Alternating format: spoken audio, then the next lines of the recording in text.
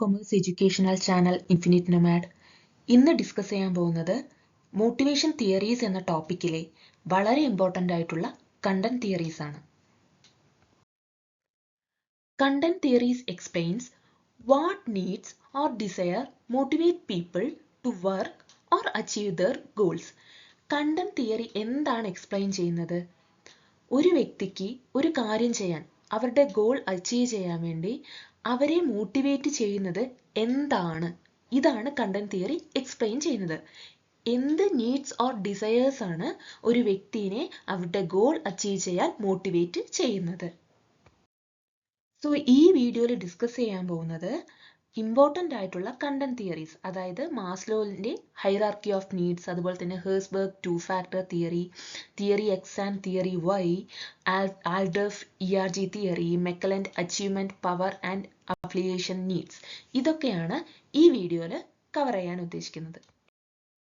UGC net എക്സാമിലെല്ലാം ഈ ടോപ്പിക്കിൽ നിന്നും നമുക്ക് ക്വസ്റ്റ്യൻസ് കാണാറുണ്ട്.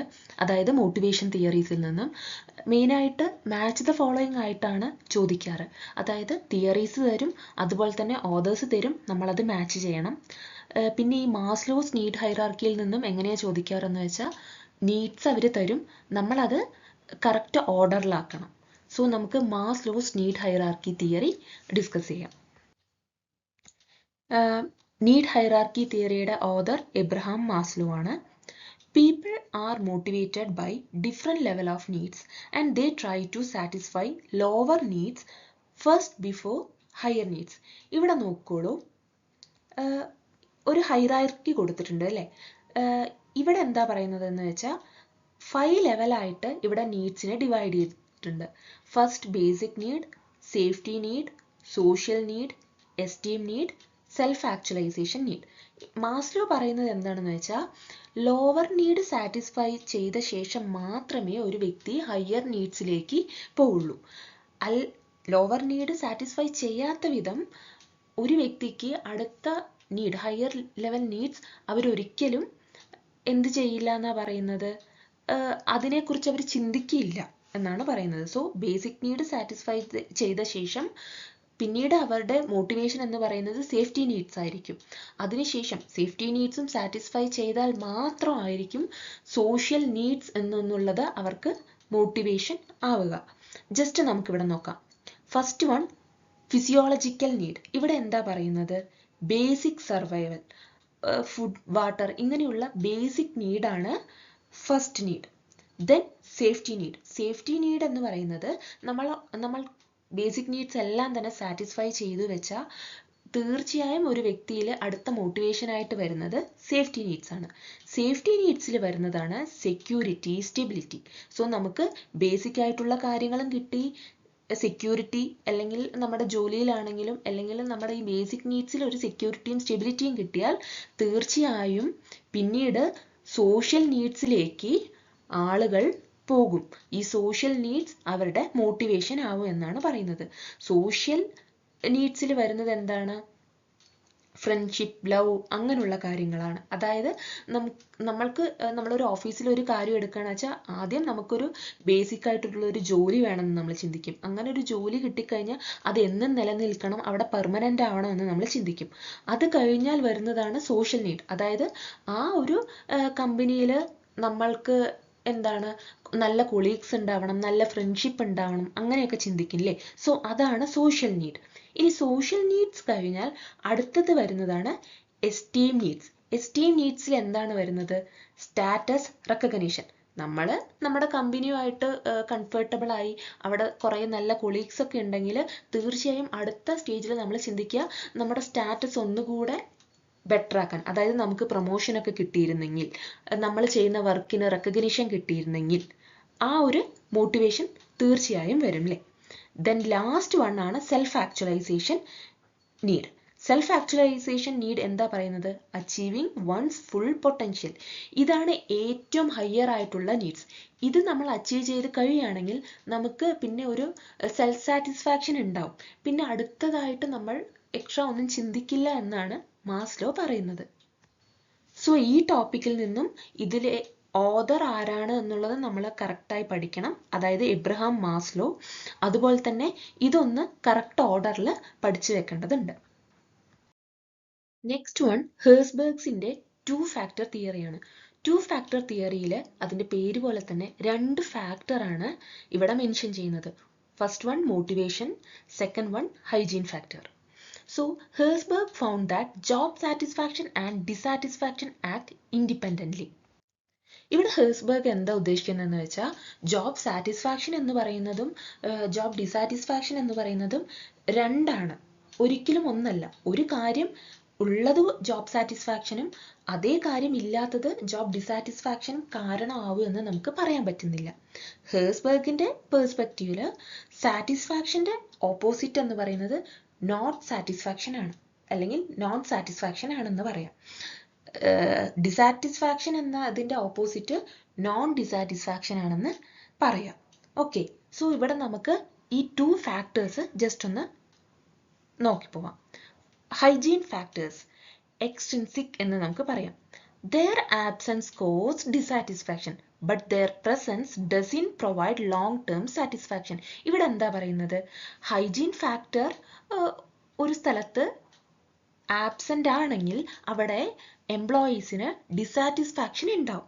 പക്ഷേ ഹൈജീൻ ഫാക്ടർ ഉള്ളത് കൊണ്ട് ഒരിക്കലും അവർക്ക് ലോങ് ടേമിൽ സാറ്റിസ്ഫാക്ഷൻ ഉണ്ടാവണമെന്നില്ല. ഹൈജീൻ ഫാക്ടറിന്റെ ആബ്സെൻസ് ഡിസാറ്റിസ്ഫാക്ഷൻ ഉണ്ടാക്കും, പക്ഷെ പ്രസൻസ് സാറ്റിസ്ഫാക്ഷൻ ഉണ്ടാക്കണമെന്ന് ഇല്ല. Example salary, working condition, policies. Next one motivational factors. Motivational ഫാക്ടേഴ്സിൽ എന്താ പറയുന്നത്, ദീസ് ആക്ച്വലി ബിൽഡ് സാറ്റിസ്ഫാക്ഷൻ. അതായത് മോട്ടിവേഷൻ ഫാക്ടേഴ്സിന്റെ പ്രസൻസ് എംപ്ലോയീസിൽ സാറ്റിസ്ഫാക്ഷൻ ഉണ്ടാക്കും എന്നാണ് പറയുന്നത്. ഹൈജീൻ ഫാക്ടേഴ്സിന്റെ പ്രസൻസ് ലോങ് ടേമിൽ ഒരിക്കലും സാറ്റിസ്ഫാക്ഷൻ എംപ്ലോയീസിന് ഉണ്ടാക്കില്ല, പക്ഷെ ആബ്സെൻസ് ഡിസാറ്റിസ്ഫാക്ഷൻ ഉണ്ടാക്കും. മോട്ടിവേഷണൽ ഫാക്ടേഴ്സിന്റെ കാര്യം എടുക്കുകയാണെങ്കിൽ മോട്ടിവേഷണൽ ഫാക്ടേഴ്സിന്റെ പ്രസൻസ് എംപ്ലോയീസിൽ സാറ്റിസ്ഫാക്ഷൻ ഉണ്ടാക്കും. സോ എന്തൊക്കെയാണ് motivational factors? Growth, achievement, responsibility, ഇതൊക്കെയാണ് മോട്ടിവേഷണൽ ഫാക്ടേഴ്സ്.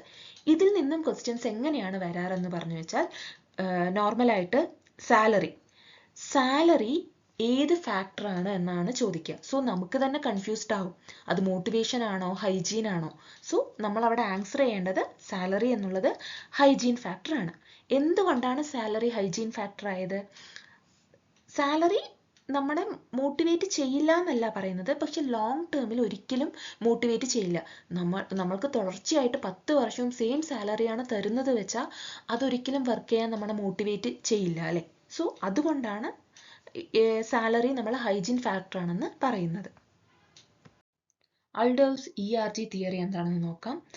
ഈ ERG തിയറി എന്നുള്ളത് മാസ്ലോന്റെ നീഡ് ഹൈറാർക്കി തിയറിയിലെ, സോ അതിന്റെ ഒരു എക്സ്റ്റൻഷൻ ആണെന്ന് പറയാം. It groups needs into 3 category and introduce the frustration regression principle എന്ന് പറയാം. If a higher level need isn't it met you drop back to lower need. നമ്മൾ ഹയർ ലെവൽ നീഡ്സ് മെറ്റ് ചെയ്യാൻ പറ്റിയില്ലെങ്കിൽ നമ്മൾ വീണ്ടും ലോവർ ലെവൽ നീഡ്സിലേക്ക് പോകും എന്നാണ് ERG theory പറയുന്നത്. സോ ഇവിടെ ഇമ്പോർട്ടൻ്റ് ആയിട്ട് നമ്മൾ പഠിച്ചു വെക്കേണ്ടത് എന്താണെന്ന് വെച്ചാൽ ERG. സോ ഇവിടെ ഇത് മാസ്ലോന്റെ നീഡ് ഹൈറാർക്കി തിയറി ഇവിടെ കൊടുത്തിട്ടുണ്ട്. സോ അത് കാറ്റഗറൈസ് ചെയ്തിരിക്കുന്ന ഒന്നാണ് ERG തിയറിയിലെ. അതിലെ ഫസ്റ്റ് വൺ എക്സിസ്റ്റൻസിൽ വരുന്നതാണ് ഫിസിയോളജിക്കൽ ആൻഡ് സേഫ്റ്റി നീഡ്. റിലേറ്റഡ്നെസ്സിൽ വരുന്നതാണ് സോഷ്യൽ നീഡ്. ഗ്രോത്തിൽ വരുന്നതാണ് esteem or self actualization need. Next one, McClelland need theory. So here need theory focus on 3 specific needs that people develop over time. ഇവിടെ need theory focus ചെയ്യുന്നത് main ആയിട്ട് 3 specific നീഡ്സിലാണ്. ഒന്ന് achievement, next power, affiliation. So അച്ചീവ്മെന്റിൽ എന്താ പറയുന്നത്?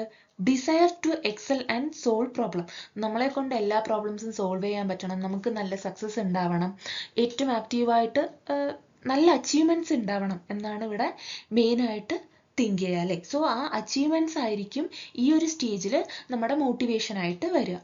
Second power എന്താണ്? Desire to influence others.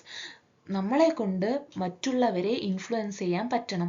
നോർമലായിട്ട് ഇപ്പോൾ ചില ടീംസിലൊക്കെ ആ ടീംസ് നമുക്ക് ലീഡ് ചെയ്യാൻ പറ്റണം എന്നുള്ളൊരു ചിന്തയൊക്കെ വരുമല്ലോ. സോ ആ ഒരു മോട്ടിവേഷൻ എന്ന് പറയുന്നത് ഈ സെക്കൻഡ് വൺ ആണ്, അതായത് പവർ എന്നതിലാണ് വരിക.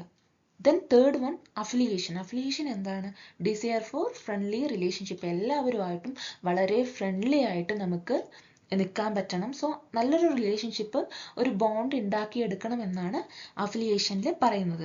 ഇവിടെ മെയിനായിട്ട് നമ്മളപ്പോൾ പഠിച്ചു വെക്കേണ്ടത് 3 സ്പെസിഫിക് നീഡ്സ്. അത് ഏതൊക്കെയാണ്? Achievement, power, affiliation. നെക്സ്റ്റ് വിഗറിന്റെ theory X and theory Y. Theory X and Y explain how managers think about employees. എംപ്ലോയീസിനെ കുറിച്ചിട്ട് മാനേജേഴ്സ് എങ്ങനെയാണ് തിങ്ക് ചെയ്യുന്നത് എന്നാണ് ഇവിടെ theory X and Y explain ചെയ്യുന്നത്. He said managers usually follow 2 type of thinking. ഇവിടെ managers 2 type of thinking ആണ് follow ചെയ്യുക എന്നാണ് പറയുന്നത്. First one theory X, second one theory Y. ഇവിടെ തിയറി എക്സ് എന്നുള്ളത് ഒരു നെഗറ്റീവ് ആയിട്ടുള്ള പേഴ്സ്പെക്റ്റീവിലാണ് പറയുന്നത്. വൈ എന്ന് പറയുന്നത് ഒരു പോസിറ്റീവ് എന്ന് പറയാം. സോ തിയറി എക്സ് പ്രകാരം ഇത് ഏത് വർക്കേഴ്സിനാണ് അപ്ലിക്കബിൾ എന്ന് പറഞ്ഞു വെച്ചാൽ വർക്കേഴ്സ് ഹൂ ഡിസ്ലൈക്ക് വർക്ക്. ആ വർക്ക് ചെയ്യാൻ വർക്കേഴ്സ് ഇഷ്ടപ്പെടുന്നില്ല, അങ്ങനെ ഒരു കാറ്റഗറി വർക്കേഴ്സ് ഉണ്ടാവില്ല, അവർ അവരുടെ ജോലി ഇഷ്ടപ്പെടുന്നില്ല. സോ ഇതാണ് തിയറി എക്സിൽ വരുന്ന category of workers. Workers dislike work, need strict rule. So അവരുടെ ജോലി ഇഷ്ടപ്പെടുന്നില്ല ഈ വർക്കേഴ്സ്. സോ അവർ വർക്ക് ചെയ്യണമെങ്കിൽ അവർക്ക് അവിടെ സ്ട്രിക്റ്റ് ആയിട്ടുള്ള കൺട്രോള് കൊണ്ടുവരേണ്ടതുണ്ട് വർക്ക് പ്ലേസിൽ. Managers control employees strictly. So ഇവിടെ മാനേജേഴ്സ് എംപ്ലോയീസിനെ സ്ട്രിക്ട്ലി കൺട്രോൾ ചെയ്യാം, എങ്കിൽ മാത്രമേ ആ വർക്കേഴ്സ് വർക്ക് കംപ്ലീറ്റ് ആക്കുള്ളൂ, അല്ലെങ്കിൽ വർക്ക് ചെയ്യുള്ളൂ. ഇതാണ് തിയറി എക്സിൽ പറയുന്നത്. തിയറി വൈയിൽ എന്താണ്? ഈ കാറ്റഗറിയിൽ വരുന്ന വർക്കേഴ്സ് എന്ന് പറയുന്നത് അവരിഷ്ടപ്പെട്ട ആ വർക്ക് ചെയ്യുന്നവരാണ്. Workers enjoy work. അവരവരുടെ വർക്ക് വളരെ ഇഷ്ടപ്പെടുന്നു, അത് എൻജോയ് ചെയ്യുന്നു. സോ ഇങ്ങനെയുള്ള വർക്കേഴ്സിന് നമുക്ക് ഒരുപാട് സ്ട്രിക്റ്റ് കൺട്രോൾ ആവശ്യമില്ല, കാരണം അവരിഷ്ടപ്പെട്ട് അവരുടെ വർക്ക് ചെയ്തുകൊണ്ടിരിക്കുന്നു. So they just need trust and motivation. വർക്കേഴ്സിന് അവിടെ അവരുടെ മേലൊരു വിശ്വാസം അതുപോലെ തന്നെ ഒരു മോട്ടിവേഷനും മാത്രം കൊടുത്താൽ മതി, അവർ വർക്ക് ചെയ്തോളും. Here managers give freedom and encourage employees. So ഇവിടെ ധൈര്യമായിട്ട് മാനേജേഴ്സിന് വർക്കേഴ്സിന് ഫ്രീഡം കൊടുക്കാം, അതുപോലെ തന്നെ എംപ്ലോയീസിനെ ജസ്റ്റ് ഒന്ന് എൻകറേജ് ചെയ്താൽ മതി, അവർ വർക്ക് ചെയ്തോളും. സോ ഇപ്പം നമ്മൾ ഇത്ര നേരം പഠിച്ച തിയറീസ്, അതുപോലെ തന്നെ ഓരോ തിയറീസിൻ്റെയും ഓതർ, ഓരോ തിയറീസും ഫോക്കസ് ചെയ്യുന്ന പോയിന്റ് എന്താണ് എന്നുള്ളതാണ് ഈ ടേബിളിൽ കൊടുത്തിരിക്കുന്നത്. ഇത് ജസ്റ്റ് ഒന്ന് സ്ക്രീൻഷോട്ട് ചെയ്ത് വെച്ച് റിവൈസ് ചെയ്യുക.